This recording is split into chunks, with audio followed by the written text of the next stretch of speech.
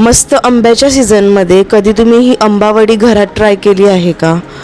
खूप हार्ड वाटते का तुम्हाला बनवायला? तर हा व्हिडिओ तुमच्यासाठी. Hello friends, welcome to my channel. आज मी तुम्हाला दाखवणार आहे पाक न तयार करता मस्त झटपट तयार होणाऱ्या आंबावडीची रेसिपी कुठेही स्किप न करता पूर्ण रेसिपी लास्टपर्यंत नक्की बघा. तर एका कढईमध्ये मी इथे 1 चमचा तूप घेतलेला आहे. तूप चांगलं मेल्ट झालं ना की मग त्याच्यामध्ये मी इथे आंब्याचा पल्प टाकून घेणार आहे.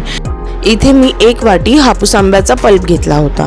तर काय करायचं आहे, हापूस आंबा जो असेल त्याच्या साली काढायच्या आणि त्याच्यानंतर जो आतमधला गर असेल ना तो चांगला एका मिक्सरच्या भांड्यात काढून घ्यायचा, बाटा वगळायचा आहे आणि त्या ज्या गर आपण काढून घेतला आहे हापूस आंब्याचा त्यात पाणी न टाकता त्याला वाटून घ्यायचं आहे. आणि आता वाटलेला जो गर आहे तो मी ते कढईमध्ये टाकून घेतला आणि व्यवस्थितपणे त्याला कढईमध्ये 2 मिनिटं आपल्याला असंच फिरवून घ्यायचं आहे. गॅसची फ्लेम एकदम स्लो ठेवायची आणि ह्या पल्पला छान असं मिक्स करून घ्यायचं. 2 मिनिटं झाले की मग त्यामध्ये मी लगेचच अर्धा वाटी साखर टाकून घेतली. जेवढा आपण इथे पल्प घेणार त्याच्या अर्धा वाटी साखर टाकून घ्यायची आहे. साखर मेल्ट झाली की लगेच त्याच्यामध्ये मी अर्धा चमचा वेलची पूड टाकून घेतलेली आहे. हे जे मिश्रण आहे त्याला सतत ढवळत राहायचं आहे आणि शक्यतो नॉनस्टिक पॅनचाच वापर करायचा आहे. गॅसची फ्लेम स्लो ठेवायची, अजिबात त्याला हाय नाही करायचं आहे आणि व्यवस्थितपणे सतत ढवळत या मिश्रणाला मी ते घट्टसर करून घेतलेलं आहे. मिश्रण एकदम घट्ट झालं ना, हे मिश्रण घट्ट व्हायला टोटल 7 मिनिटं लागतात. 7 मिनिटांनंतर मी ह्याच्यामध्ये पाव वाटी मिल्क पावडर टाकून घेतली. तुम्हाला हवं असल्यास तुम्ही अर्धा वाटी मिल्क पावडर टाकू शकता.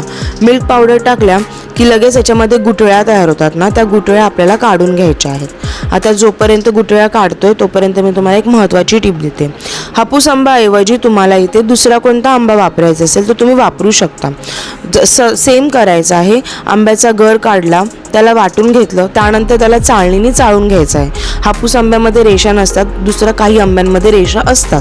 तर त्या रेषा ह्या वडीमध्ये आल्या नाही पाहिजेत, वडी खराब होऊ शकते, म्हणून तुम्हाला हा प्रकार करायचा आहे. आता तुम्ही बघू शकता मिल्क पावडरच्या सगळ्या गुठळ्या मी इथे काढून घेतल्या होत्या आणि सतत मी याला ढवळत आहे. तर अजून 5 मिनिटं आपल्याला ह्याला असंच ढवळायचं आहे. आता तुम्ही बघू शकता व्हिडिओमध्ये की ह्याचा आता एक गोळा असा इथे तयार होतो आहे. म्हणजेच हा जो मिश्रण आहे वडीचं तो पूर्णपणे इथे तयार झालेला आहे. साईडला मी एका प्लेटला तूप लावून ग्रीस करून ठेवलं होतं आणि पटकन हे जे वडीचं मिश्रण आहे ते मी त्या प्लेटमध्ये टाकून घेतलं आणि त्याला चांगलं इथे थापून घेतलेलं आहे. तुमच्याकडे जर का केकटी नसेल किंवा दुसरा मोठा असा प्लेट असेल रुंदवाला, तुम्हाला जसा वड्या पाडायच्या आहेत त्या प्लेटमध्ये तुम्ही तुपाने ग्रीस करून घ्यायचं आहे आणि मग त्याच्यामध्ये ह्या वडीचं मिश्रण टाकून त्याला थापून घ्यायचं आहे.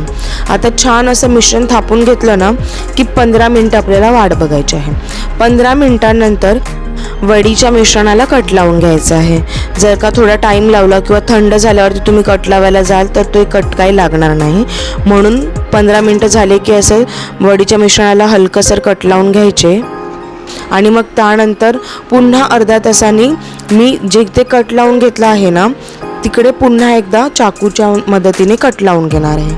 चाकूला थोडंसं तूप लावायचं आहे आणि मग कट लावायचं, नाहीतर ते वडीचं मिश्रण त्याला स्टिक होईल. आता 7 ते 8 तास ह्या वडीला अजिबात आपल्याला टच नाही करायचं, पण आपल्याला ह्याला फ्रीजमध्ये सुद्धा नाही ठेवायचं आहे. बाहेरच रूम टेम्परेचरवरती एका भांड्यामध्ये त्याला झाकून ठेवा. 7 ते 8 मिनिटं उलटले की त्यानंतर आहे ना एक काविलता मी इथे घेतलेला आहे.